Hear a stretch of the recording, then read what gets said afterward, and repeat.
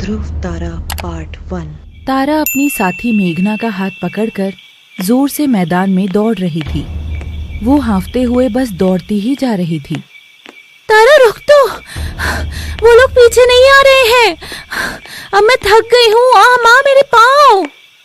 नहीं मेघना, अभी हमारी मंजिल नहीं आई है। हम रुक नहीं सकते। इससे पहले कि वो लोग हमारे पीछे आए, हमें भागते रहना होगा। और दोनों लड़कियां दौड़ती दौड़ती एक टूटे फूटे से मकान के पास जाकर रुक जाती हैं। देखो, आ गई ना मंजिल। हाँ माँ, आ गई मंजिल। अब थोड़ा सांस तो बटोरने दे। तेरे चक्कर में मैं क्यों मारी जाऊं। और दोनों एक घने पेड़ की छांव में बैठकर सुस्ताने लगती हैं। और अगर उन लोगों ने हमें ढूंढ लिया तो? नहीं, ये कभी नहीं हो सकता। नहीं मेघना, मैं वहां नहीं जाना चाहती। और आराम करते हुए दोनों की आंख लग जाती है। कुछ देर बाद वहाँ कुछ कदम तारा और मेघना की ओर बढ़ते हुए आते हैं और वो उनके सामने जाकर खड़े हो जाते हैं। तारा अचानक आंख खोलती है और उन्हें देख खड़ी हो जाती है। हाँ, तुम सब? मिल ही गई आखिर तुम हमें। आलीशान घर में बर्थडे पार्टी की तैयारियां चल रही थी। संजय और सुलेखा केक लेकर सीढ़ियों से ऊपर जा रहे थे। महारानी जी अभी सोकर उठी भी होंगी या नहीं? ए जी, कैसी बातें करते हो। हमारी गुड़िया तो आज के दिन सबसे पहले उठती है। तभी पीछे से उनका नौकर आवाज लगाता है। मालिक, मालिक, हमने उसे बहुत ढूंढा मगर वो नहीं मिली। हे, तो खाली हाथ वापस क्यों आए हो? अगर वो नहीं मिली तो मैं तुम्हें भी गायब कर दूंगा। अब जाओ मेरे सामने से। गुस्सा मत करो जी, चलो कमरे में चलो। दोनों कमरे का दरवाजा खोलकर अंदर घुसते हैं। सरप्राइज! बिस्तर पर चादर से ढकी हुई कोई सो रही थी मगर वो हिलती नहीं है। तब सुलेखा चादर हटाती है तो नीचे तकिए मिलते हैं। ये देख सुलेखा और संजय बिलख जाते हैं। फिर से चूना लगा गई तुम्हारी तारा सुलेखा। पक्का अपने उन गरीब दोस्तों के साथ अपना बर्थडे मनाने गई होगी। क्या करूं मैं इस लड़की का। जरूर उसकी खुराफाती दोस्त मेघना ने मदद की होगी। तुम्हारी भी बेटी कोई शरीफ नहीं है। एक तो घर की नौकरानी चोरी करके भाग गई, ऊपर से तुम्हारी बेटी भी जब देखो तकिए को चादर उड़ाकर भाग जाती है। लो, मना लो बर्थडे। सुलेखा अपना माथा पीट लेती है। तारा देखती है उसके सामने उसके दोस्त और कुछ बच्चे केक, चॉकलेट, टॉफियां लेकर खड़े हैं।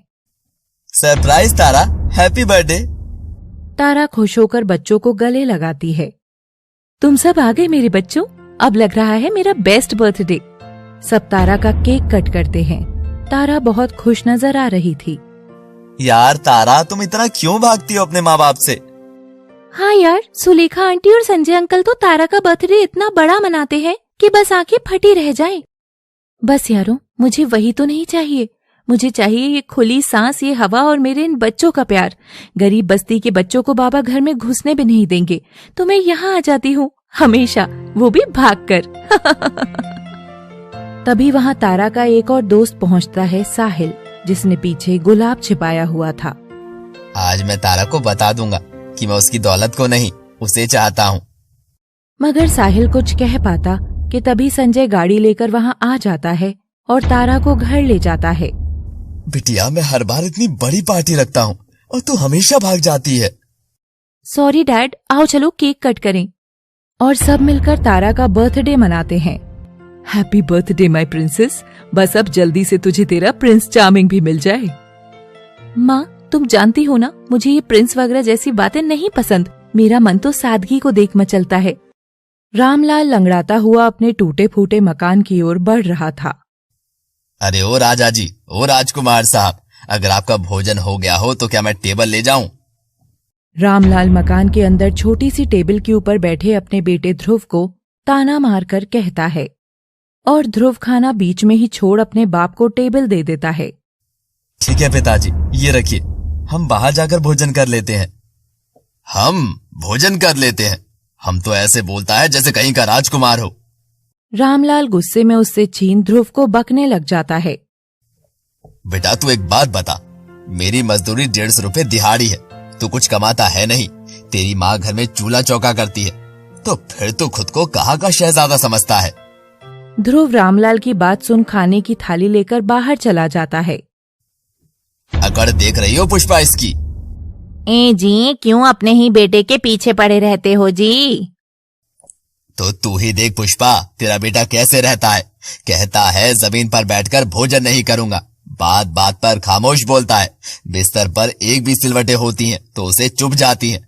और वो हरकत जो उसने 4 दिन पहले की है, उसकी सफाई है तेरे पास? ए जी, बच्चा है। मजदूर का बच्चा है पुष्पा, बाप दादा जागीर नहीं छोड़कर गए इसके लिए। 4 दिन पहले मैं जो पैसे जोड़ जोड़ कर मेले से इसके लिए मखमल की पैंट लेकर आया था, इसने उस पतलून को काट कर अपने जूते चप्पलों के अंदर चिपका लिया और फिर बोला, अब कहीं जाऊंगा तो मेरे पाँव मुलायम और कोमल ही रहेंगे, मुझे दर्द नहीं होगा। मैं क्या बोलूं जी, ध्रुव को आपने बचपन से देखा है, वो ऐसा ही है। ऐसे होने से जीवन नहीं कटेगा पुष्पा। मजदूर के पाँव में जब तक छाले नहीं पड़ेंगे वो कैसे घर का चूल्हा जला सकेगा? तू समझा उसको, जल्दी समझा। पुष्पा को रामलाल की बात ठीक लगी और वो ध्रुव को ढूंढने निकल गई। तभी पुष्पा को एक जगह ढेर सारे लोगों की भीड़ का जमावड़ा दिखता है। सब आपस में खुसफुसा रहे थे। पुष्पा आगे जाकर देखती है तो ध्रुव ने हाथी के छोटे बच्चे को जमीन पर लेटा रखा था और उसके ऊपर बैठकर खाना खा रहा था। ये देख सब लोग हैरान थे। खाना खाकर ध्रुव उठ जाता है। जा बादल, तू भी जंगल चला जा और सुन, तू भी कुछ खा लेना, कल मिलते हैं। ध्रुव, ये जंगली जानवरों से तुझे डर नहीं लगता क्या? इनसे दूर रहा कर। माँ, डरना कैसा, ये सब तो हमारे दोस्त हैं। ये बादल है ना, ये तो हमारे ही सामने पैदा हुआ था और इसकी माँ बिजली और हम तो एक ही उम्र के हैं। पुष्पा ये देखकर हैरान थी। वो ध्रुव को पकड़कर घर ले जाती है और रसोई में रखे अनाज के खाली बर्तन दिखाती है। देख ध्रुव, घर में सारा राशन खत्म हो रखा है। ये बादल बिजली, इन सब से दोस्ती करने से घर में रोटी नहीं आएगी मेरे बच्चे। ये सुनते ही ध्रुव बर्तन उठाकर बाहर जाने लगता है। कहाँ जा रहा है अब? तेरी समस्या का हल लेने। सरपंच के भंडार गृह में तो राशन होगा ही ना, हम अभी जाकर लेकर आते हैं। तभी पुष्पा ध्रुव के एक चांटा लगाती है। ध्रुव ध्रुव ध्रुव, तू किसी रियासत का राजकुमार नहीं है, इस नगर के छोटे से गांव के मजदूर का बेटा है। बेटा, अब तेरे बाबा की भी उम्र हो रही है, सिर्फ इनके काम करने से घर नहीं चलेगा, अब तो तुझे भी कमाना होगा। और माँ, फिर मेरी शिक्षा, उसका क्या? हाथ में 2 पैसे बचेंगे तो पढ़ भी लेना बेटा। देख, मेरे गले में ये काला धागा है, मरने से पहले एक सोने की चेन तो दिलाएगा ना माँ को। जा बेटा जा, अब से तू भी काम ढूंढ। तभी रामलाल अंदर आकर सारी बात सुनता है। सुनो ध्रुव राजा जी, मुझे नगर की हवेली के पास मजदूरी का काम मिला है और कल से तू भी मेरे साथ ही चलेगा। लेकिन ध्यान रखना, जब मेरा ध्यान इधर उधर हो तो तू हवेली के अंदर ताक झाक नहीं करेगा। हमें बस काम करना है और आ जाना है। और बेटा, खुद को हम करना बोलना अब बंद कर दे, ऐसे में सब तुझे घमंडी समझेंगे और तेरा मजाक भी बनाएंगे। ठीक है माँ बाबा, आप कहते हैं तो मैं ऐसा ही करूँगा। रामलाल और पुष्पा ये जान बड़ा ही खुश होते हैं। अगले दिन ध्रुव अपने बाबा के साथ वहाँ मजदूरी के लिए पहुँचता है। सामने एक बहुत विशाल खंडर हवेली थी, जिसे देख ध्रुव हैरान हो गया था। ये ले फावड़ा और खोदने लग जा जमीन, और इधर उधर जाना नहीं। ध्रुव के नाजुक हाथ फावड़ा थामते हैं और काम करने लगते हैं तो कुछ ही देर में उसके छाले हो जाते हैं। वो रामलाल से ध्यान बटाकर हवेली की दहलीज पर जाकर बैठ जाता है और सुस्ताने लगता है। मेघना तारा साथ कॉलेज जाते हैं और साहिल मयंक भी उन्हें वहीं मिल जाते हैं। तुम सबकी अटेंडेंस बहुत कम है, जानते हो ना, ऐसा होने की वजह से तुम्हें एग्जाम से निकाल दिया जाएगा। No sir, this is so important to complete us our degrees. फिर मुझे इस साल से एनजीओ भी ज्वाइन करना है। इसका बस एक ही सोल्यूशन है। अगले महीने अमेरिका की यूनिवर्सिटी की डीन यहाँ आएगी। उसे हमें ये दिखाना है कि हमारी यूनिवर्सिटी भारतीय संस्कृति से भरी हुई है। वो कैसे सर? पास में जो कुंभानगर है, तुम्हें वहां जाकर वहां की हेरिटेज पर डॉक्यूमेंट्री बनानी होगी। अगर वो डॉक्यूमेंट्री सिलेक्ट हो गई तो डिग्री तो क्या, अमेरिका में पढ़ने के लिए तुम्हें स्कॉलरशिप तक मिल सकती है। ये सुन सारे दोस्त बहुत खुश होते हैं और कुंभा जाने की तैयारी करते हैं। मैं तुम्हारे साथ चलूंगा तारा। मैं तुम्हारे साथ चलूंगा तारा। ओहो डैड, मैं कोई जंग या पिकनिक पर नहीं जा रही, कॉलेज का टास्क है, 2 दिन में पूरा करके लौट आऊंगी। ध्रुव दहलीज पर बैठा सुस्ता ही रहा था। कि अचानक उसके कानों में घुंघरुओं की आवाज आती है, जैसे हवेली उससे कुछ कहना चाह रही हो।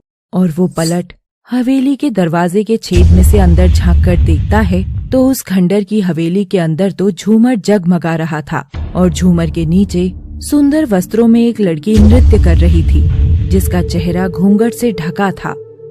हवेली के वीराने में आखिर ये कैसी चहल पहल थी, ये ध्रुव की ओर कैसी पुकार थी। अरे ये कौन है? लोग तो कहते हैं कि इस हवेली में कोई नहीं रहता, तो फिर ये कौन है? ध्रुव और झांकता है तो तभी उसे अंदर कोई रोशनी या लड़की नहीं, खाली खंडर नजर आता है। अचानक रामलाल उसकी गर्दन पकड़ लेता है। हाँ, ये क्या? अभी तो यहाँ इतनी रोशनी थी, और वो लड़की, वो कहाँ गायब हो गई? क्या वो कोई भूत थी? लड़की देखेगा, रुक, तुझे अभी बताता हूँ।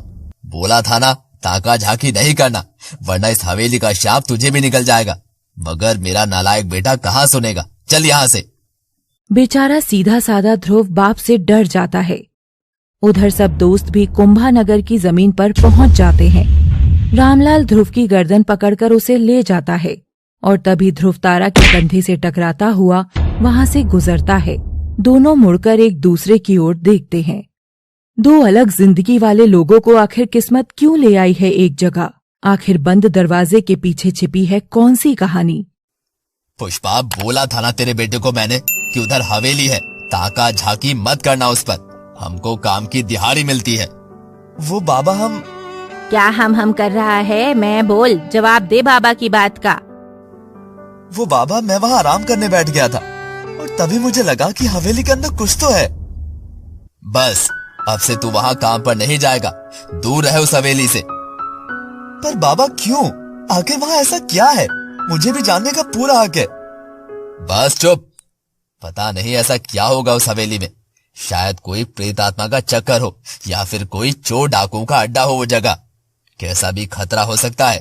मैंने तो नगरवासियों से ये भी सुना है कि वो हवेली शापित है। बाबा, मैं श्राप और प्रेत आत्मा को सच नहीं मानता, आप चिंता मत करो। बस चुप हो जा, और कल से वहां जाने की कोई जरूरत नहीं है। बेचारा ध्रुव अपने बाप की डांट से मजबूरन वहां का काम छोड़ देता है और रामलाल काम पर लौट जाता है। ध्रुव भी घर से बाहर जाने लगता है तो कहाँ जा रहा है लल्ला? काम ढूंढने माँ, घर का चूल्हा जलाना है ना। अब मैं कोई शहजादा तो नहीं कि खजाना हाथ लगे। काम पर जाता हूँ। ध्रुव काम ढूंढने खूब भटकता है और आखिर थक कर बैठ जाता है। आखिर ऐसा भी क्या छिपा हुआ था उस हवेली में कि बाबा ने मुझे वहाँ से भगा ही दिया? मैं जान कर रहूंगा। उधर तारा और उसके दोस्त हवेली की ओर बढ़ ही रहे थे कि अचानक उनके सामने की जमीन में एक बड़ा गड्ढा हो जाता है और जमीन अंदर धंस जाती है। ये देख चारों दोस्त घबरा कर एक दूसरे का चेहरा देखते हैं। तारा, यहाँ तो आते ही ड्रामा शुरू हो गया। तभी वहाँ एक बूढ़ा माली कमर झुकाए आता है और कांपती आवाज में कहता है, माफ करना बच्चों, ये जंगली पौधों की वजह से मिट्टी कटने लगी है। मैं अभी ठीक कर देता हूँ, आपको कुछ हुआ तो नहीं? माली बोल ही रहा था कि तभी वो तारा की ओर देखता है और उसकी झुकी हुई कमर झटके के साथ सीधी हो जाती है। आज भी तेरे कदम इस हवेली की नींव हिलाने की ताकत रखते हैं। हवेली का श्राप तुझे ले आया ना यहाँ। अंत अभी लिखना बाकी है, लिखना बाकी है। और माली हंसता हुआ जंगलों की ओर चला जाता है। तारा, ये क्या बोल कर गया? ये तो एकदम फिल्मी जैसा था कि ऐसी कोई भूतिया हवेली होगी और फिर भूत की एंट्री और फिर होगी एक हीरो की एंट्री। तभी साहिल आकर तारा के पास खड़ा हो जाता है और तारा का हाथ थामता है। नहीं तारा, तुम डरो नहीं। ये गांव के लोग तो गवार होते हैं, मुसाफिरों को डराकर उनका फायदा उठाते हैं, पर मैं हूं ना। साहिल, पर गांव के लोग गवार नहीं, मन के भोले होते हैं और अब इन्हीं में से हमें किसी की मदद लेनी होगी। इतनी बड़ी हवेली भी तो देखनी है। तारा साहिल का हाथ हटाकर मेघना के पास चली जाती है। पर यार, हमारी मदद कौन करेगा और क्यों?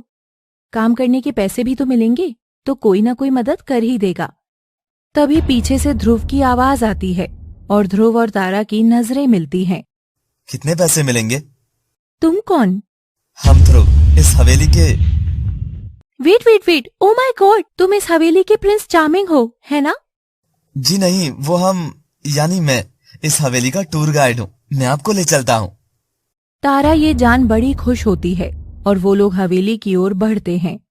जैसे ही तारा कदम बढ़ाती है, उसके कदम लड़खड़ा जाते हैं और ध्रुव उसका हाथ थामकर उसे बाहों में पकड़ लेता है।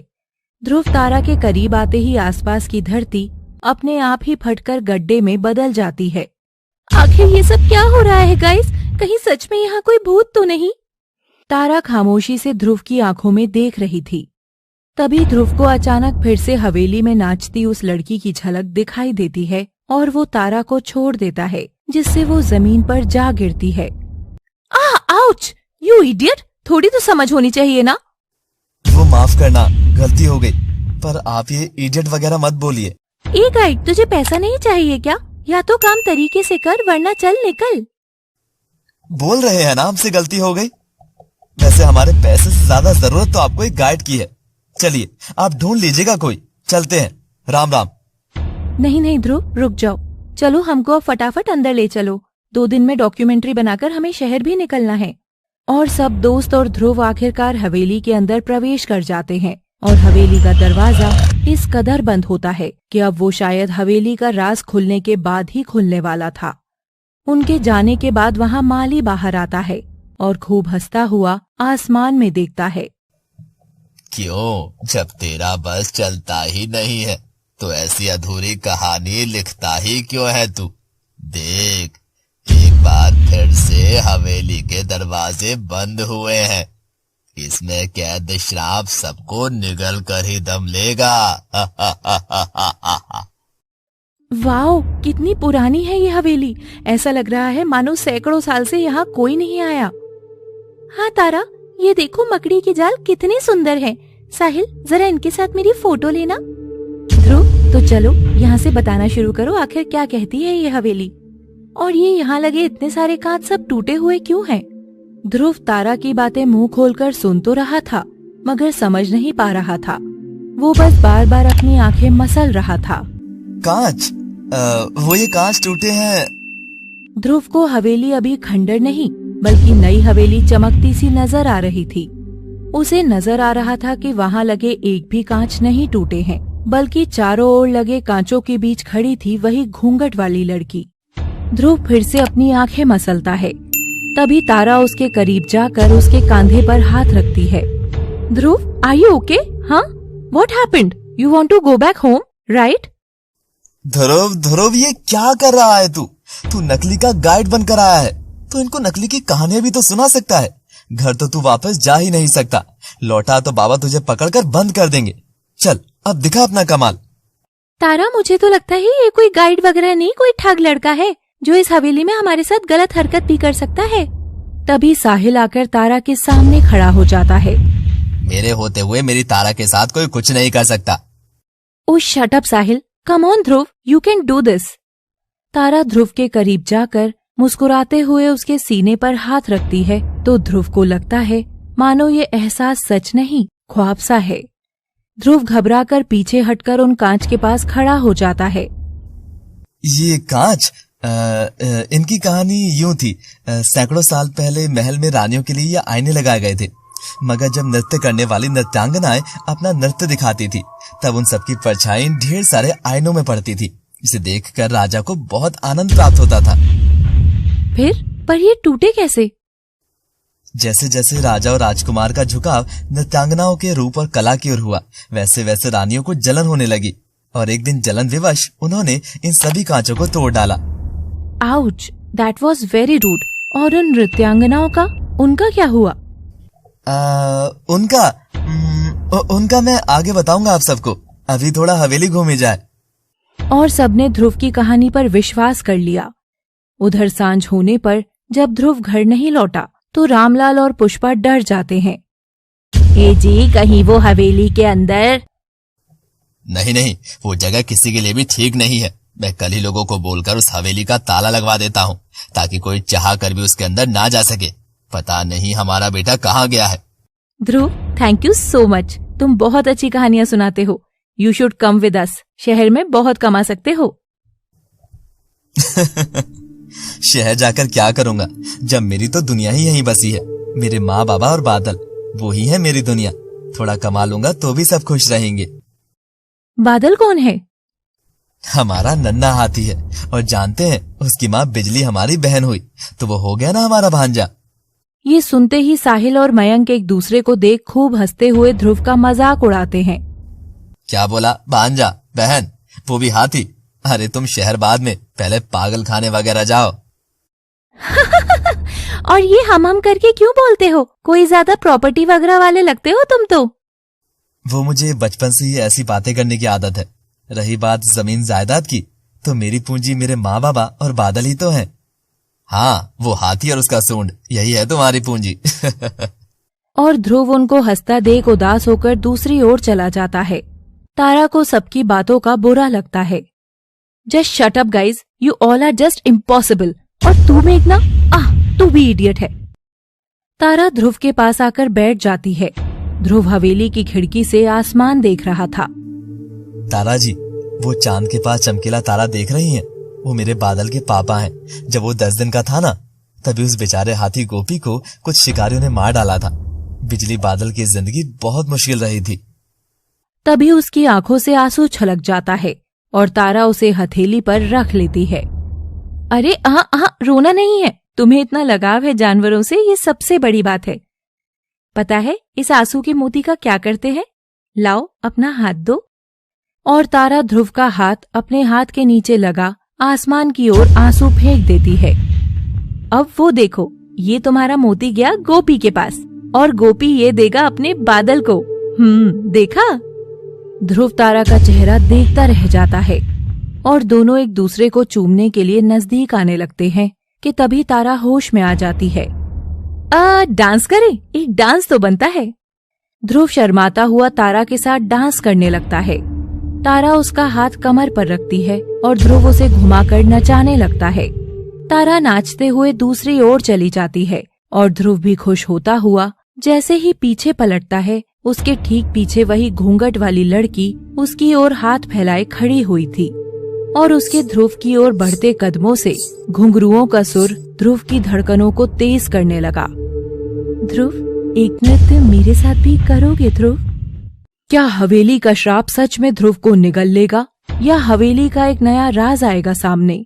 ध्रुव सामने खड़ी घूंघट वाली उस लड़की की ओर कदम बढ़ाता है कि तभी पीछे से तारा उसका हाथ पकड़ लेती है और हंसने लगती है। ध्रुव तुम बहुत इंटरेस्टिंग कैरेक्टर हो यार। आई विश मैं भी तुम जैसी होती। पर देखो, मेरी लाइफ तो महलों में रहने वाली बन गई है, पर शहजादे तो तुम ही लगते हो। शहजादा ध्रुव। और ध्रुव तारा की हर बात अनसुनी कर बस उसके सामने दिख रही घूंघट वाली लड़की की ओर हाथ बढ़ाकर अपना हाथ उसके हाथ में रख देता है। जैसे ही वो घूंघट वाली लड़की के हाथ को छूता है, वो खंडर सी हवेली जगमग कर रोशन हो जाती है, मानो अभी यहाँ कुछ पुराना था ही नहीं। ये कैसे हुआ?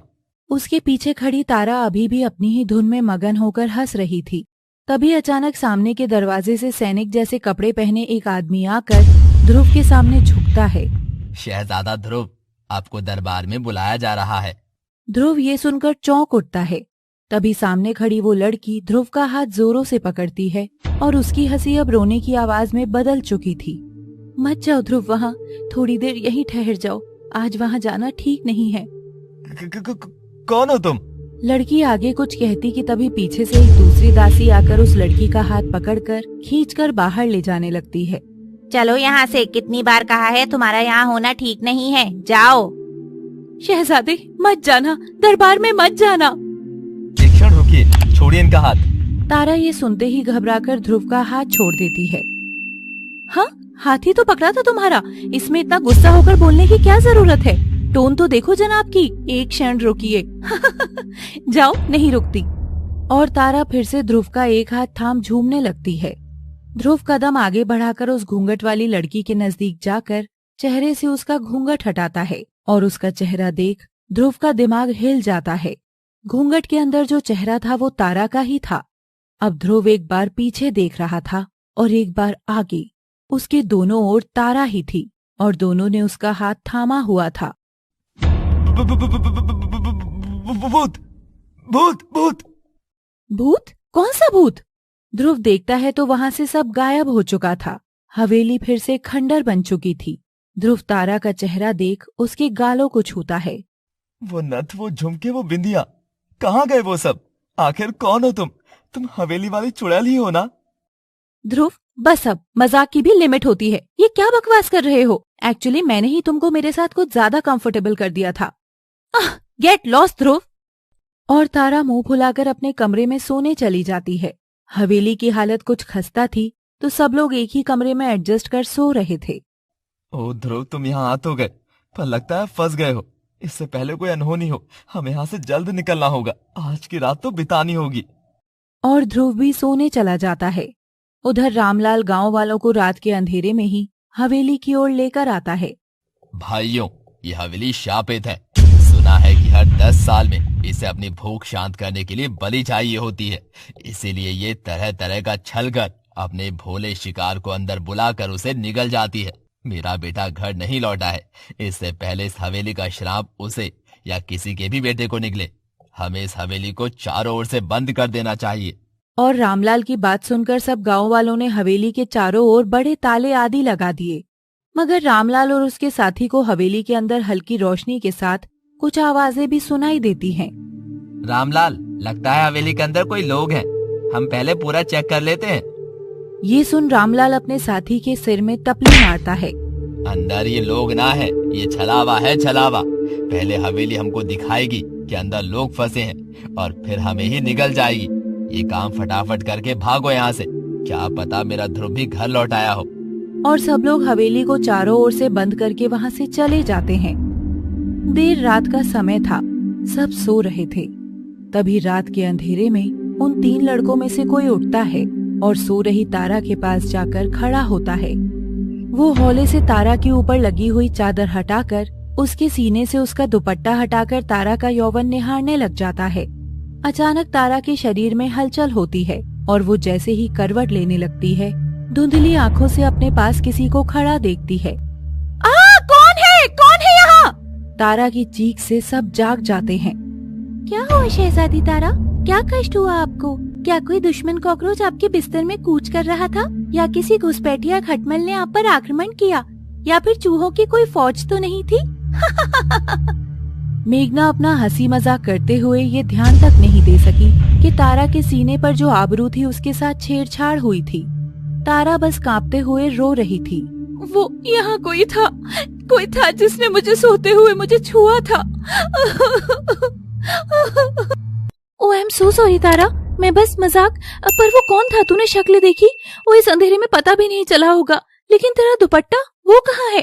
1 मिनट, हम देखते हैं सब। और सब जाकर तारा का दुपट्टा देखते हैं तो वो ध्रुव के बिस्तर में तकिए के नीचे मिलता है।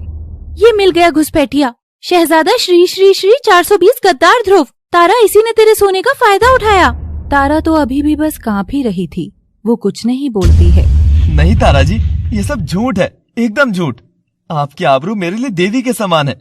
मैं ऐसी गुस्ताखी कभी नहीं करूँगा।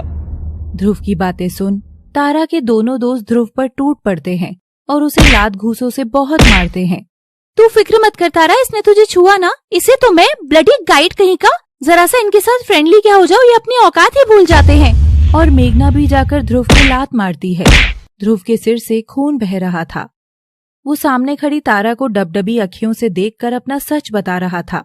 वो तारा की ओर हाथ बढ़ाता है कि तभी उसे तारा के पीछे से वही साज श्रृंगार वाली लड़की गुजरते हुए दिखती है, जिसका चेहरा हूबहू इस तारा मैम से मिलता था।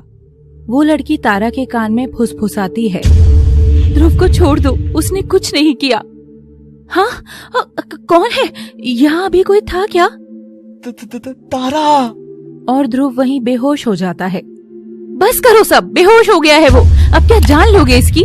वैसे भी इतना अंधेरा था, क्या पता सब मेरे मन का वहम हो। वहम? तारा, इसने तुम्हारी इज्जत पर हाथ डाला। ये वहम में भी ऐसा करने का हक नहीं रखता है। इसे तो मैं इसके मरने तक खूब मारूंगा। वेट गाइस, हम लोग यहाँ डॉक्यूमेंट्री बनाने आए थे, किसी को मारकर मर्डर वाली फिल्म नहीं। ऐसे तो हमारी डिग्री 7 जन्म में भी पूरी नहीं होगी। इसे इसकी सजा मिल गई है, अब इसे हवेली के बाहर फेंक दो। I think she is right. और साहिल और मयंक ध्रुव को उठाकर उसे हवेली के मेन दरवाजे के पास ले जाकर जैसे ही फेंकने लगते हैं, दरवाजा खुलता ही नहीं है। वो हर जगह से कोशिश करते हैं, लेकिन हवेली तो चारों ओर से लॉक कर दी गई थी। शायद किसी ने इस हवेली को लॉक कर दिया है। अब इसका क्या करें? गाइस, अंदर सिर्फ हम हैं। ये तो ध्रुव को ही पता था ना। इसका मतलब जरूर इसकी कोई गैंग है और वो सब हम रिच पीपल को लूटने आएंगे। तारा, मुझे अब डर लग रहा है। बस मेघना, मैं तो कहती हूँ इस ध्रुव को पानी पिलाकर इसकी मलहम पट्टी कर दो। बहुत खून बह रहा है इसका। चुप कर यार तारा, मेघना एकदम सही कह रही है। हमको रिस्क नहीं लेना होगा। अगर ध्रुव की सच में कोई गैंग है तो हमें इसको पकड़ कर ही रखना होगा ताकि हम सेफ रहें। मगर कैसे? हाँ यार, मैं तो इसे देखकर ही अब डर रही हूँ। एक मिनट, तुम सब भूल रहे हो कि ये राजा की हवेली है, तो इसमें जेल जैसा सजा देने टाइप्स कोई अंडरग्राउंड प्लेस तो जरूर होगा। वो क्या कहते हैं उसे, तहखाना। तो क्यों ना इसे वहीं फेंकाएं? नहीं दोस्तों, ये कोई जानवर नहीं है। पर सब लोग तारा की एक नहीं सुनते हैं और साहिल मयंक तहखाना ढूंढकर ध्रुव को उसमें फेंककर उसे वहां कैद कर देते हैं। तारा की आत्मा ये देखकर बहुत रो रही थी। मेरा मन कह रहा है कि ध्रुव ऐसा लड़का नहीं है। तारा परेशान सी होकर अपने कमरे की खिड़की के पास खड़ी थी कि तभी दरवाजे पर साहिल आता है, जो तारा को देखकर मुस्कुरा रहा था। तारा, तुम सिर्फ मेरी हो, सिर्फ मेरी। वो 2 टके का गार्ड तुमसे चिपक रहा था ना, पर अब नहीं। जब तारा सो रही थी तब साहिल अंधेरे का फायदा उठाकर अपने बिस्तर से उठकर तारा के करीब जाता है और उसका चेहरा, गला और सीना सहलाता हुआ उसके सीने से दुपट्टा हटा देता है। तारा, कितनी हसीन हो तुम। और तारा के जागने पर तुरंत वो दुपट्टा ध्रुव के तकिए के नीचे रख देता है ताकि वो ध्रुव और तारा को दूर कर सके। साहिल तारा के पास जाकर खड़ा हो जाता है और उसे पीछे से गले लगाता है। तारा रो रही थी। ना तारा ना, रोना नहीं। किसी भी मर्द को कोई हक नहीं है कि वो मेरी तारा को उसकी मर्जी के बिना छू सके। नहीं, कोई हक नहीं है। रो मत ना तारा। साहिल भी झूठा नाटक कर रोने लगता है। तभी तारा की नजर साहिल के हाथ पर लगे हुए नाखून के निशान पर पड़ती है। साहिल, ये नाखून का निशान कैसा? ये तो शायद वो ध्रुव को इधर उधर फेंकने में लगा होगा। डोंट वरी, छोटी सी चोट है, ठीक हो जाएगी। ध्रुव को फेंकने में लगा था या मेरे सीने पर लगा दुपट्टा हटाने में? ये सुनते ही साहिल चौंक उठता है। ये तुम क्या बोल रही हो तारा? अंधेरे में जब मेरे सीने के साथ छेड़छाड़ की जा रही थी तब उस लड़के के जाने से पहले मैंने अपना हाथ उसके हाथ पर दे मारा था। तो अगर वो लड़का ध्रुव था तो ये निशान तुम्हारे हाथ पर कैसे है, जबकि ध्रुव के हाथ पर तो ऐसा कोई निशान नहीं था। उधर तहखाने में पड़े ध्रुव को होश आया ही था कि तभी तहखाने का दरवाजा खोल सीढ़ियों में मशाल लिए वही लड़की खड़ी थी। शहजादे ध्रुव, मैंने कहा था ना आज वहाँ मत जाइए। ध्रुव तो बस तारा को देख रहा था, पर ना जाने कौन सा ध्रुव का ख्याल था और क्या थी हकीकत। ध्रुव देखता है कि सीढ़ियों में मशाल लिए वही हवेली वाली लड़की खड़ी थी। मैं कहाँ हूँ और तुम कौन हो? शाह ध्रुव, मेरे साथ चलिए, मैं आपको इस जगह से बाहर निकालती हूँ। और वो ध्रुव का हाथ पकड़कर उसे उठाकर अंधेरे में ले जाती है। मैं तो तुम्हारी चोट देखकर ही समझ गई थी साहिल कि वो हरकत तुमने ही की थी। ये तुम क्या बकवास कर रही हो तारा? एक चोट की वजह से तुम तुम्हारी और मेरी दोस्ती भूल गई? नहीं तारा, नहीं, ये बेकार की बात है। तुम तो जानती तक नहीं हो कि मुझे तुम्हारी कितनी परवाह है। परवाह? My foot! एक गरीब लड़के के साथ तुमने जो किया है ना, वो मैं कभी माफ नहीं करूंगी। मैं जा रही हूँ ध्रुव को तहखाने से बाहर निकालने। नहीं, तुम ऐसा नहीं करोगी। और तुम्हें आखिर उससे इतनी हमदर्दी क्यों है? कहीं तुम्हें उसकी गरीबी से नहीं, बल्कि अपनी उस डॉक्यूमेंट्री को पूरा करने का तो लालच नहीं है? ये सुन तारा साहिल से नजरें चुरा लेती है। चुप क्यों हो गई हो तारा? जवाब दो।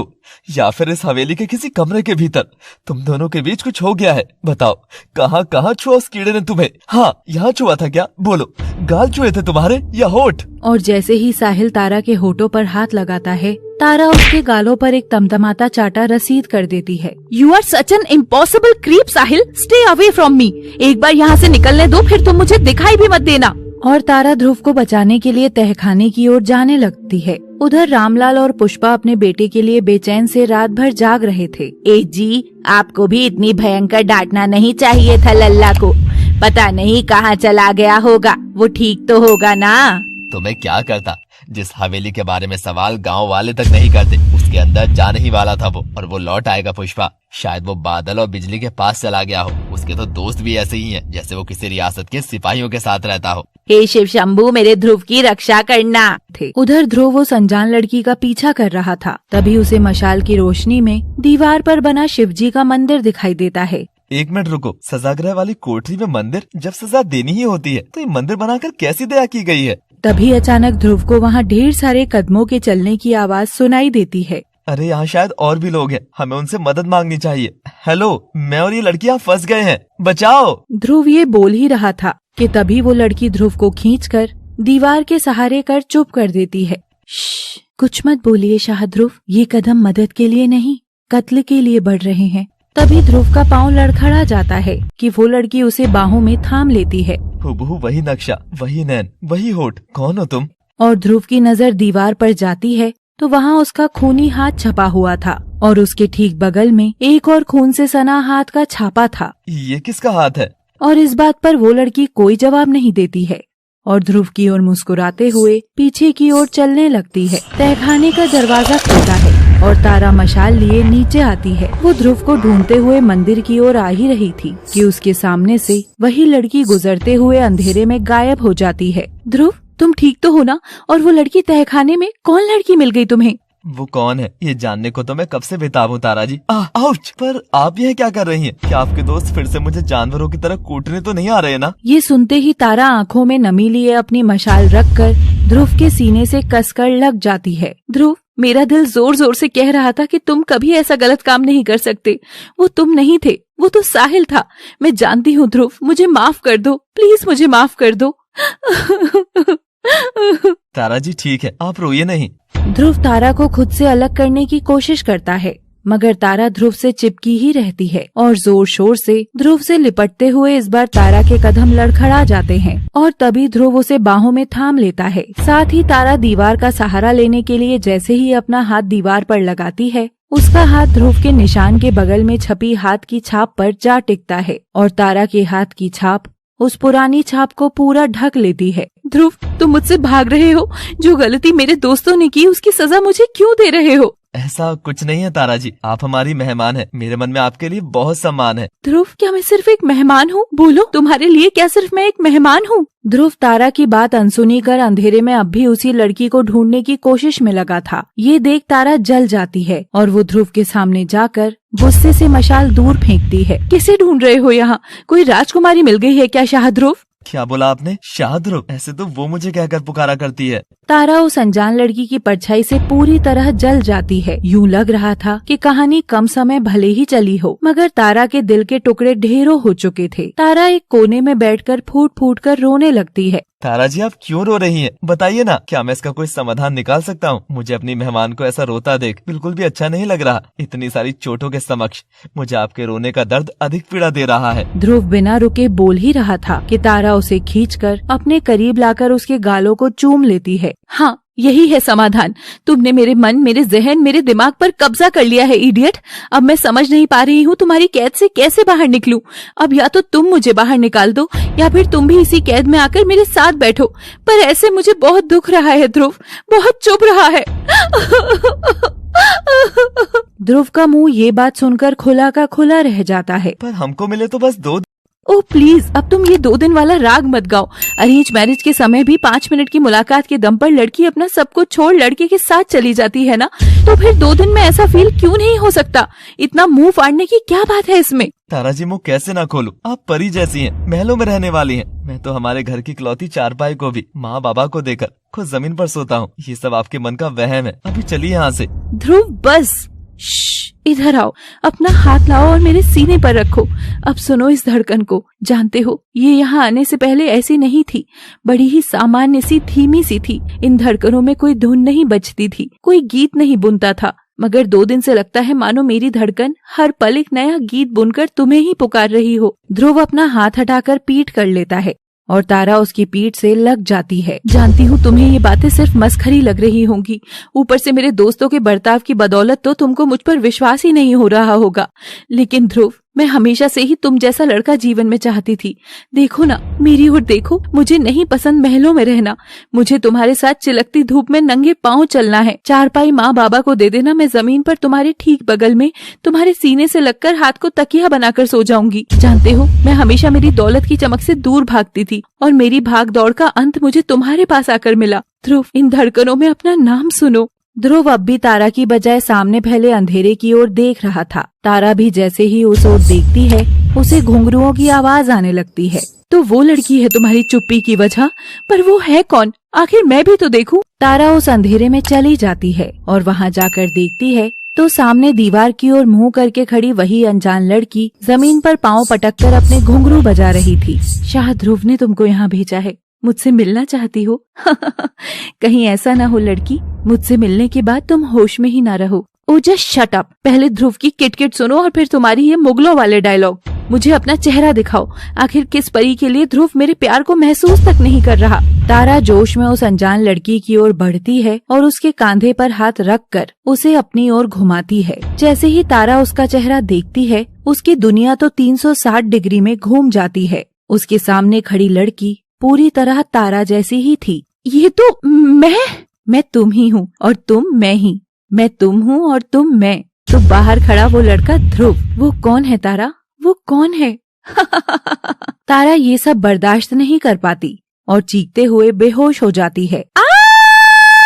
तारा की चीख सुन ध्रुव अंधेरे की ओर भागता है और वहाँ तारा को बेहोश पड़ा देखता है। तारा जी होश में आइए, तारा जी होश में आइए। क्या हुआ आपको? आप चीखी क्यों? यहाँ तो कुछ भी नहीं है। पर तारा होश में नहीं आती है। तारा के कानों में अब भी वही घुंघरू गूंज रहे थे और वो अपने ख्यालों में ही तैरने लग जाती है। जगमग करती हवेली के बीचों बीच बना एक विशाल कक्ष में आईने के सामने बैठी हुई तारा ढेरों गहनों के साथ सज रही थी। जब वो नथ पहन रही थी तभी वहाँ दासी आती है। शाह ध्रुव दीवाने खास की ओर आ रहे हैं। तारा ये सुनते ही झूम उठती है और उठकर अपने घुंघरुओं को ठीक करती है। मगर उस रोज तारा के कक्ष में कोई नहीं आता है। शाम हो जाती है मगर तारा दरवाजे की ओर मुंह किए अभी भी टुकर टुकर देख बाट जोहती जा रही थी। कष्ट की पीड़ा में तारा की सांस अटक जाती है, उसका दम भर जाता है। तारा लंबी सांस भरते हुए होश में आती है मगर अभी भी वो ठीक से सांस नहीं ले पा रही थी। ये देख ध्रुव तारा को गोद में लेकर तहखाने की सीढ़ियों से बाहर जैसे ही आने लगता है, ऊपर खड़ा साहिल तुरंत तहखाने को बंद कर देता है। सर दरवाजा खोलिए, तारा जी की तबीयत ठीक नहीं है। ये लैला मजनू ने मेरा दिमाग खराब कर रखा है। अब दोनों सड़ो यहाँ पर। Get lost. Sahil sir please, चाहे तो आप मुझे और मार लीजिए मगर दरवाजा खोल दीजिए। अच्छा सिर्फ तारा जी को बाहर निकाल लीजिए, इनकी तबीयत सचमुच खराब है। बस साहिल, डोंट बेग, जाने दो उसे। और ध्रुव की सारी मिन्नतें अनसुनी कर साहिल वहाँ से चला जाता है। ध्रुव और तारा एक साथ वहीं कैद हो जाते हैं। मगर आखिर कब तक दोनों रहेंगे कैद अपनी कल की यादों में? तारा जी आप चिंता मत करिए, एक और रास्ता है यहाँ से बाहर निकलने का। मुझे उस लड़की ने बताया था। किस लड़की ने? वही जो बिल्कुल आप जैसी। ध्रुव बोलते हुए चुप हो जाता है। तारा ध्रुव की बात सुन खुश होती है। मेरे जैसे यानी? उसमें भी तुम मुझको ही ढूंढ रहे थे ध्रुव? तारा जी पहले अभी बाहर निकलते हैं। और दोनों अंधेरे रास्ते को फॉलो करते हैं और फिर से मंदिर के सामने जाकर खड़े होते हैं। दोनों के हाथ दीवार पर बने हाथ की छाप पर रखे थे। तभी ध्रुव की नजर तारा के हाथ के निशान पर गई। ये मेरे हाथ जैसा निशान है, इसका मतलब ये दूसरी छाप लग रही है जिसे आपके हाथ की थी। तारा ये सुन ध्रुव की आंखों में देखती है और तभी ध्रुव और तारा को अंधेरे में आग की लपटें नजर आती हैं। तारा जी आग कैसी? ओह शिट शिट शिट, शायद मैंने जलती हुई मशाल फेंकी थी तो उसी ने आग पकड़ ली। ध्रुव जल्दी चलो, अगर उसे नहीं बुझाया ना तो हम दोनों इस तहखाने में हमेशा के लिए बुझ जाएंगे। ध्रुव और तारा आग वाली जगह पर जाकर देखते हैं कि आग फैली हुई नहीं थी बल्कि एक गोले में लग रही थी। ध्रुव और तारा उस गोले की आग शांत करते हैं और थक कर वहाँ जो पत्थर थे वहीं बैठ जाते हैं। ध्रुव तारा सुस्ता रहे थे कि दोनों एक दूसरे की ओर देखकर खूब हंसते हैं। इससे ज्यादा रोमांचक तो मेरे जीवन में कुछ हो ही नहीं सकता। सब कुछ कितना फिल्मी सा लग रहा है ना ध्रुव? हाँ बोलो, अब तुम्हारी आंखें उधर फ्रीज क्यों हो गई हैं? और ध्रुव उसे पत्थर की ओर इशारा करके दिखाता है। तारा जी ये देखो।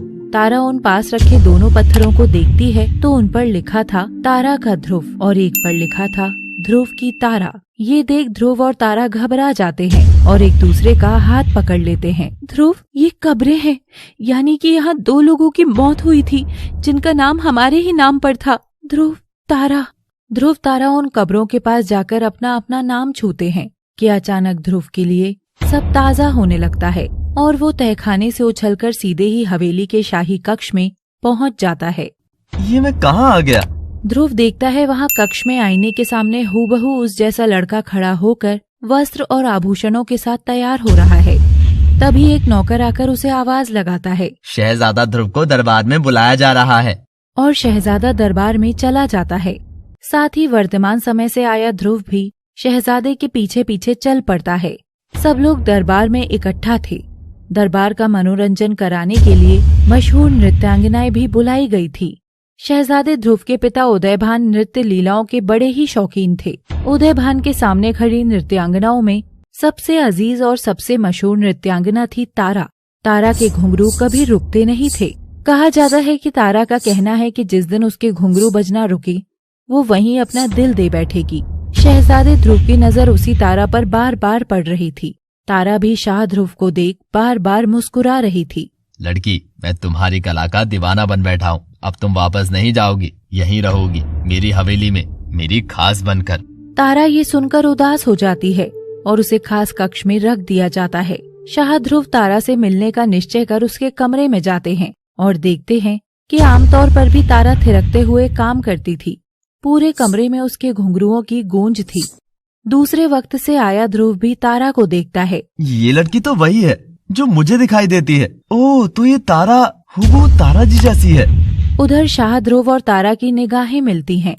तारा शर्माते हुए नजर झुका लेती है। शहजादे, आप इस तुच्छ नृत्यांगना के कक्ष में हमें बुला लेते, हम आ जाते। तारा, हमें तुम्हारी कला बेहद भा गई है। इसमें कौन सी नई बात है शाह? मेरी कला के दीवाने तो आपके पिता भी हैं। देखिए, तभी मुझे मेरे परिवार से दूर कर यहाँ कैद कर दिया है। कहने को ये सोने का महल है, मगर मेरे लिए तो सोने का पिंजरा ही है, और जिसमें मैं कैद पंछी हूँ। अब मैं कितने ही पंख फड़फड़ा लूं, आसमान तक नहीं जा सकूंगी ना। कोई नहीं, खैर आप जरूर मेरा नृत्य देखने आए होंगे। और तारा जैसे ही नाचने लगती है, शहजादा मुंह फेर लेता है। तारा, अब तुम्हारी कला हम तभी देखेंगे जब तुम हमारे सामने अपने ही कदम चलाओगी नहीं, बल्कि रोक दोगी। और शहजादा वहाँ से चला जाता है। तारा बेचारी रात भर खिड़की से आसमान का ध्रुव तारा निहारती है और दिन में कभी दरबार तो कभी राजा के कक्ष में नृत्य कर उनका मन बहलाती है। मगर इस बीच शाह ध्रुव कभी भी तारा का नृत्य देखने नहीं आया।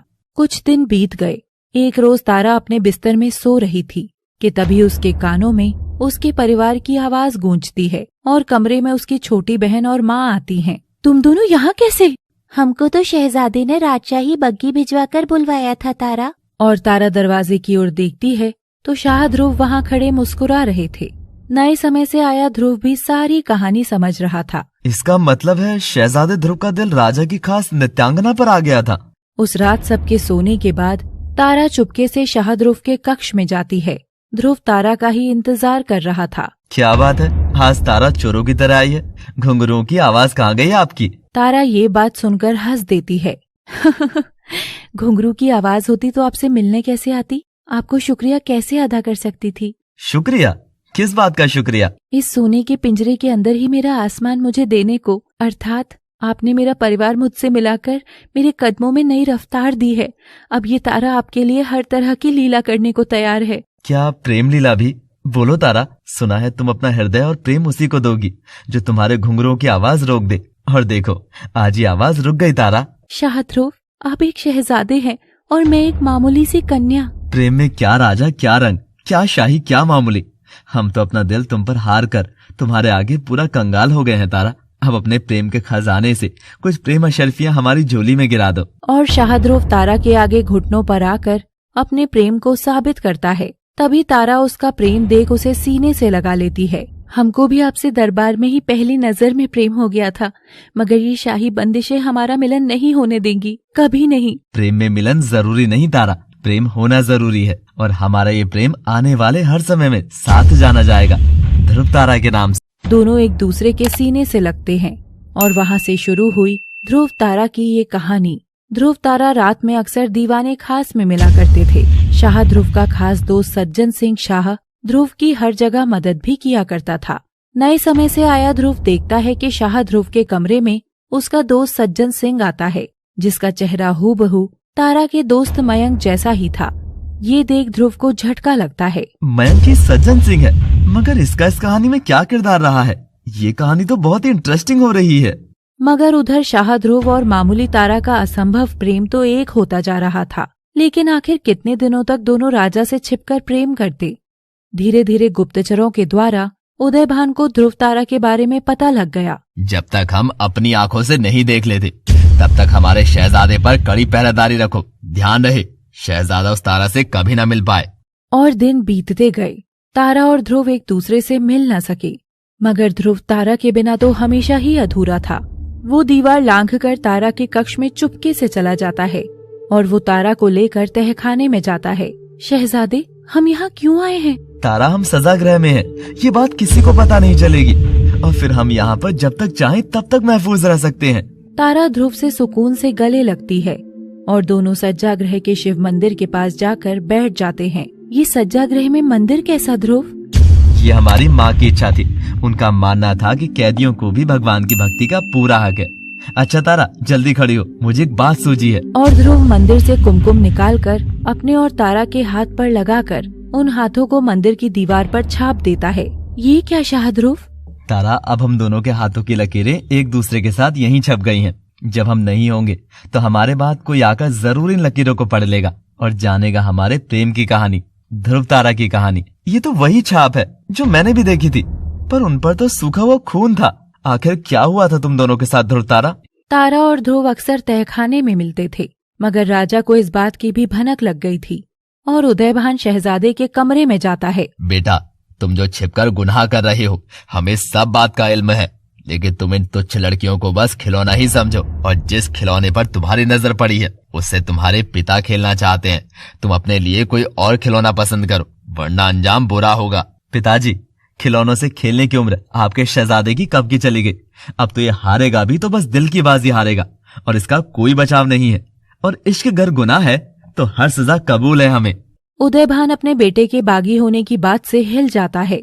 वो ध्रुव और तारा को मिलने से हर तरह से रोकता है, मगर उस रात आखिर क्या हुआ था उस रात? मुझे जानना ही होगा। शाह ध्रुव जैसे तैसे सज्जन की मदद से तारा के तहखाने में चला जाता है। ध्रुव, कहा था ना, एक राजशाही लड़के से मुझ जैसी दासी जैसी लड़की का कोई मेल नहीं। तारा, तारा, तुम हमारी तारा हो। वो देखो आसमान, चांद के पास जो तारा है वो केवल तारा नहीं, ध्रुव तारा के नाम से जाना जाता है। यदि उसका पूरा नाम लेते हैं तभी उसकी चमक जानी जाती है। तो हम दोनों को कौन जुदा कर सकता है?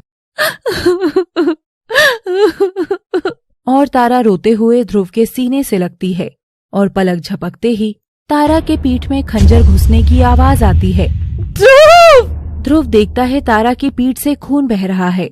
दोनों के खून से लथपथ हाथ मंदिर के दीवार पर लगी उसी छाप पर जाकर लगते हैं और दोनों दीवार के सहारे जा बैठते हैं। तारा, नहीं, नहीं, नहीं! ध्रुव तारा की चमक यहाँ ढल चुकी थी, मगर चांद के पास जो ध्रुव तारा है उसकी चमक अभी भी बरकरार है।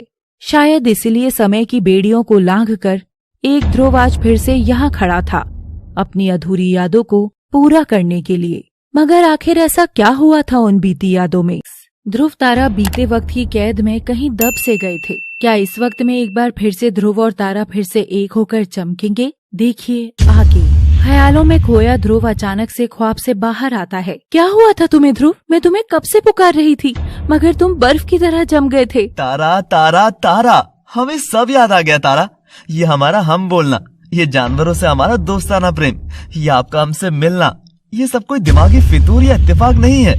ये सब पहले से लिखा हुआ था। क्या लिखा हुआ था और तुम क्या बात कर रहे हो? तारा, ये जो ध्रुव तारा की कब्रें हैं यहाँ, ये कब्रें हमारी ही हैं, मगर इस जन्म की नहीं, पिछले जन्म की। पिछले जन्म में हम इस हवेली के शहजादे थे और आप हमारी हवेली की नायाब नृत्यांगना। और ध्रुव तारा को सारी कहानी बताता है। क्या आपको कुछ याद नहीं है? हाँ ध्रुव, मुझे सब याद आ गया। शायद इसलिए मुझे तुम्हारी ओर इस कदर आकर्षण महसूस होता था। देखा, मैंने कहा था ना, ये हमारा मिलन अमीरी गरीबी से बहुत परे है। पिछले जन्म में तुम अमीर थे और मैं। हाँ तारा, ये जगह हमारे लिए महफूज नहीं है। हमको निकलना चाहिए। इस तरफ आइए, यहाँ से गुप्त रास्ता है। और ध्रुव तारा को तहखाने से बाहर निकाल देता है। ध्रुव, तुम अभी साहिल के सामने मत आना, उसका दिमाग एकदम खराब हो चुका है। ध्रुव एक कमरे में तारा का इंतजार करने लगता है और तारा मेघना के पास चली जाती है। इडियट, कहाँ चली गई थी तू? जानती है मुझे तेरी कितनी चिंता हो रही थी। मैं डर भी रही थी कि पता नहीं वो ध्रुव तेरे साथ क्या कर दे। अरे नहीं, ध्रुव से हमें कोई खतरा नहीं है। हाँ, थोड़ा भोला, थोड़ा गांव का है, अड़ियल सा मगर काम का लड़का है। उसकी मदद से तो मुझे इस हवेली की कहानी भी मिल गई। तो डॉक्यूमेंट्री का काम हो गया? हाँ, कहानी हमें मिल गई है, बस अब कुछ शॉर्ट्स क्लिक करने हैं, फिर यहाँ से बैग पैक करके निकलना है। ओह, तो इसलिए तो ध्रुव को इतना टाइम दे रही थी। अब समझी मैं। स्मार्ट वर्क किया तूने तो। और क्या कहानियाँ बताई वैसे उसने तुझे? पता नहीं मेघना, बड़ी अजीब बातें कर रहा था वो, कि वो और मैं पिछले जन्म में साथ थे, वो शहजादा था, मैं दासी, ब्ला ब्ला ब्ला ब्ला। पर आखिर हमें डॉक्यूमेंट्री के लिए इस हवेली की बहुत सी बातें तो पता चल ही गई है ना। अब बाकी मैं थोड़ा अपना एंगल डालकर उसे मसालेदार बना दूंगी। शहजादा ध्रुव की कहानी तारा की जुबानी। मेघना और तारा हंस रही थी कि तभी तारा के ठीक पीछे खड़े ध्रुव के हाथ से एक तस्वीर गिरती है और तारा ध्रुव की ओर पलटकर देखती है तो ध्रुव सब सुन चुका था। वाह तारा वाह, ऐसा छल किया तुमने। क्या तुम पिछले जन्म का बदला ले रही हो मुझसे? मेरा इस्तेमाल कर तुम अपनी कहानी बनाना चाहती थी और हमारी सच्चाई तुमको बस एक कहानी लगी थी। तारा, काश ये बस एक कहानी ही होती और मैं कभी तुमसे मिला ही ना होता। ध्रुव ये कहकर खफा होकर वहाँ से चला जाता है।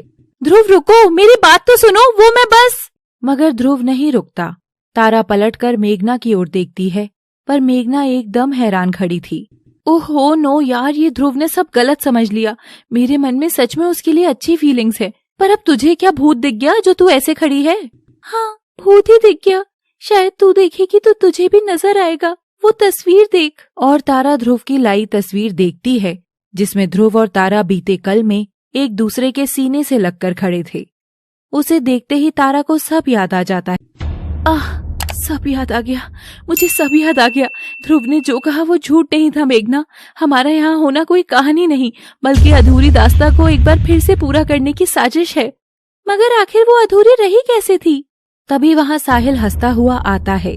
उसने ध्रुव की गर्दन पर चाकू रखे हुआ था। सब यहाँ कहानी कहानी खेल रहे हैं। बस बहुत हुआ, इस हवेली से तो बाहर कोई निकल नहीं सकता, तो क्यों ना सबकी कहानी का अंत मैं ही लिख दूं? साहिल, बस बहुत हुआ तुम्हारा, अब बंद करो और जाओ यहाँ से, छोड़ दो ध्रुव को। तारा, तुम कल क्या इस ध्रुव के लिए मुझे जाने को कह रही हो? पर बस अब नहीं, मैं सारे फसाद की जड़ को ही खत्म कर दूंगा और फिर तुम सिर्फ मेरी हो जाओगी। तुम्हें तो पता भी नहीं है मैं तुम्हें कब से पाना चाहता हूँ। हाँ, मेरी तारा सिर्फ मेरी होगी, बस मेरी। नहीं साहिल, ध्रुव बचो। किसके लिए बचूं? मेरा यही अंजाम है तारा, यही अंजाम है। और साहिल जैसे ही ध्रुव पर हमला करने लगता है, तभी मयंक बीच में आकर साहिल को धकेल देता है। इसी बीच उसके हाथ में चाकू की लगती है, पर मयंक साहिल को मारकर बेहोश कर देता है। तुम ठीक हो ना ध्रुव? दोस्त, मेरी रक्षा करना इस जन्म में भी नहीं भूले तुम। रक्षा करना कैसे भूल सकता हूँ शाह ध्रुव? आपने जो मेरे लिए किया था उसका भार आज तक अपने कांधे पर लिए घूम रहा हूँ। इसका मतलब मयंक, तुमको भी सब याद है? हाँ तारा, सिर्फ आप दोनों को ही नहीं, मुझे भी सब कहानी याद आ गई। मगर आखिर हुआ क्या था? ध्रुव तारा मिल क्यों नहीं सके और तारा पर किसने हमला किया था? मैं बताता हूँ। नहीं शाह ध्रुव, इतिहास के उन काले पन्नों को फिर से मत दोहराइए। आप हमारा मान है, उस काली रात के छींटे आप पर नहीं पड़ने चाहिए। नहीं सज्जन सिंह, वो भार तो मुझे भी हर जन्म में दबाता जा रहा है, पर आज मैं अपनी तारा के सामने अपने गुनाह कबूल करूंगा। मेघना तारा को जिसने चाकू मारा था वो कोई और नहीं बल्कि हम, यानी शहजादा ध्रुव ही थे। ये सुन मेघना चौंक जाती है। तारा की आंखों में आंसू थे, ध्रुव की नजरें झुकी हुई थी, मगर मयंक का कर्तव्य अभी भी अधूरा था। और किस लिए? वो कहानियां मैं बताऊंगा। ध्रुव तारा गले लगे हुए थे कि तभी तारा की पीठ में खंजर घोंपा जाता है, जो कि ध्रुव ने अपने हाथों से किया था। मुझे माफ करना हमारी तारा। माफी कैसी शाह ध्रुव, मैं जानती थी आज मेरे साथ ये होने वाला है, मगर अपने ही आशिक के हाथों जान देना, इससे बड़ी मुक्ति और प्रेम लीला क्या होगी। ये देखो, हम दोनों की हाथों की छाप हमें सदियों तक एक दूसरे का बनाए रखेगी। तारा, आप सच जानते हुए भी आई? हम मजबूर थे तारा। हाँ, मैंने आपकी और राजा की बात सुन ली थी। ध्रुव, तुमने मेरी बनाई मर्यादा की हर दीवार लांघकर घोर पाप किया है। एक तुच्छ लड़की से प्रेम किया, संबंध बनाए, वो भी उससे जो मेरी जागीर थी। पिताजी, तारा कोई जमीन जायदाद नहीं जो आप उसे जागीर कह रहे हैं, वो हमारी प्रेमिका है। खामोश, इतनी गुस्ताखी तुम्हारी। चलो मान लिया वो तुम्हें बहुत प्यारी है, तो फिर सज्जन सिंह शायद तुम्हारा कुछ नहीं लगता होगा। और राजा इशारा कर कुछ सिपाहियों को अंदर बुलाता है, जिन्होंने ध्रुव के दोस्त सज्जन सिंह की गर्दन पर तलवारें लगा रखी थी। इस गुस्ताख ने इस गलत काम में हर कदम पर तुम्हारी मदद की ना, इसको इस कर्म की सजा तो मिलेगी ही। पिताजी नहीं, सज्जन को कुछ मत करना, वो तो बस हमारे हुक्म की पालना कर रहे थे, इसमें उनके प्राण ना लीजिए, हम आपसे विनती करते हैं। अगर तुम सज्जन सिंह की जान बचाना चाहते हो तो तारा को मरना होगा। पिताजी, ये आप क्या कह रहे हैं? ये कोई सौदे का विषय है। सौदा नहीं शहजादे, वैसे भी तारा को तो मरना ही होगा, मगर अगर तुम तारा और सज्जन में से एक को चुन लो तब शायद एक की जान बच सकेगी, वरना तो मैं तो दोनों को एक इशारे पर खत्म करवा सकता हूँ। शाह ध्रुव, आप अपना प्रेम चुनिए, मैं तो अपने कर्तव्य की खातिर शहीद हो जाऊंगा, पर तारा आपके इंतजार में बैठी होगी। जाइए शाह ध्रुव। रुकिए महाराज, मैंने फैसला कर लिया है, मैं तारा की बजाय अपनी मित्रता को चुनता हूँ, क्योंकि सज्जन सिंह ने बचपन से ही हमारे हर कर्म में हर खतरा उठाकर हमारा साथ दिया है, उसे जीने का पूर्ण हक है। हमारी प्रेम कहानी की वजह से वो क्यों अपना जीवन खोए? शाबाश। सिपाहियों, छोड़ दो इस गद्दार को, लेकिन रुको, अभी मत छोड़ो, पहले हमारे ध्रुव बेटा को अब आगे का काम भी करना होगा। क्या? तारा सबसे दर्दनाक मौत के लायक है, इसीलिए ये लो खंजर और उसे अपने हाथों से मारो, वरना सज्जन सिंह और तारा दोनों मारे जाएंगे। और ध्रुव मजबूर होकर तारा को मारने का फैसला लेता है और अपने प्यार को आखिर बार सीने से लगाते हुए उसी के अंदर खंजर घोंप देता है। तारा खून से लथपथ हाथों को ध्रुव के चेहरे पर फेरती है। देखो ध्रुव, तुम्हारी तारा तो अब जा रही है, अब तुम अधूरे से लगने लगे हो, जल्दी विवाह कर अपने नाम को पूरा कर लेना। नहीं तारा, नहीं, ध्रुव तारा एक साथ होकर ही एक बनते हैं और वो हमेशा एक साथ ही जाने जाएंगे। आपके बिना हमें भी जीने का कोई हक नहीं है, कोई हक नहीं। और ये कहकर ध्रुव अपने सीने में भी खंजर उतार लेता है। नहीं ध्रुव, ये क्या किया? मेरी तो यही नियति थी, पर तुम। नियति तो इंसान अपने हाथों से लिखता है तारा। ध्रुव तारा जीते जी भी एक थे और मरकर भी एक ही रहेंगे। दोनों उसी समय मंदिर के पास अपनी जान दे देते हैं और कुछ देर बाद सिपाहियों के साथ सज्जन सिंह और उदयभान आकर ध्रुव तारा की लाशों को देखते हैं। बेवकूफ कहीं के, प्रेम में अमर होने चले थे। सिपाहियों, इन्हें जलाओ नहीं, दफना दो यही तहखाने में, ताकि किसी को भी फिर कभी ध्रुव तारा का नाम भी न सुनाई दे और दोनों भटकते रहे यही इसी तहखाने में। और सब लोग मिलकर ध्रुव तारा को वहीं दफना कर उनकी कब्रें बना देते हैं और सज्जन सिंह आकर उन कब्रों को नाम देता है। अब ये कब्रें इनके अधूरे प्रेम के नाम से ही जानी जाएंगी, ध्रुव की तारा, तारा का ध्रुव। अलविदा दोस्तों। और इस तरह ध्रुव तारा ने अपनी जान तो दी, मगर इस नाचीज को बचा लिया। आज जाकर मुझसे वो कर्ज उतरा शहजादे। दोस्ती अमर रहे दोस्त, आ गले लग जा। मयंक और ध्रुव गले लगते हैं। मेघना की तो आंखों में ढेरों आंसू थे। ऐसी कहानी ना मैंने कहीं देखी न सुनी, रुला दिया यारा। कहानी नहीं, सच्ची दास्तां बोल मेघना, है ना ध्रुव? आखिर तुमने ध्रुव तारा को एक कर ही दिया। मुझे माफ करना तारा, मैं तुम्हें ना चुन सका। कोई बात नहीं ध्रुव, इस जन्म में मैं तुम्हें मार दूंगी और हिसाब बराबर कर लूंगी। ध्रुव तारा एक दूसरे से मिलते हैं और वहाँ होता है एक अधूरे किरदारों का मिलन। और सुबह होते होते हवेली का दरवाजा खुलता है। सामने तारा के माँ बाप के साथ ध्रुव के माँ बाप भी थे। देखा, मैं ना कह रही थी जी, आप हमारे बच्चों को यहीं बंद कर आए होंगे। तारा, तुम्हारा फोन भी नहीं लग रहा था बेटी, आई वॉज सो वरीड। दोनों अपने माँ बाबा से मिलकर असली कहानी बताते हैं। तो इसका मतलब मेरा बेटा सचमुच का शहजादा है। देखा जी, आपसे मैं ना कहती थी अपनी बेटी के लिए शहजादा लेकर आएंगे, इसने तो सचमुच का राजकुमार ही ढूंढ लिया। साहिल को होश आता है और सब उसे वहाँ से भगा देते हैं। दोस्तों, क्यों ना तुम लोग भी यहीं शादी कर लो, इसी हवेली में। तो कैसा लगा आपको आइडिया हमारी तारा? विचार अच्छा है शाह ध्रुव। और सब लोग मिलकर हवेली को सजाकर उसी रात ध्रुव तारा की शादी वहीं करा देते हैं। जैसे ही दोनों का मिलन होता है, दोनों कब्रों में से रोशनी निकलकर चांद के पास तारे में चली जाती है और वहाँ चमक जाता है ध्रुव तारा। अब ध्रुव तारा का तो मिलन हो गया था, पर हमारा और आपका कब होगा दोस्तों? बस करो यारों, इतनी भी क्या नाराजगी। जहाँ भी चले गए हो सब लौट आओ। 7 लाख का परिवार है हमारा, थोड़ा सा प्यार बरसाओ और ज्यादा से ज्यादा देखते रहो ऐसी ही कहानियों से भरपूर हमारे चैनल एनएम स्टोरीज को। Thanks for watching.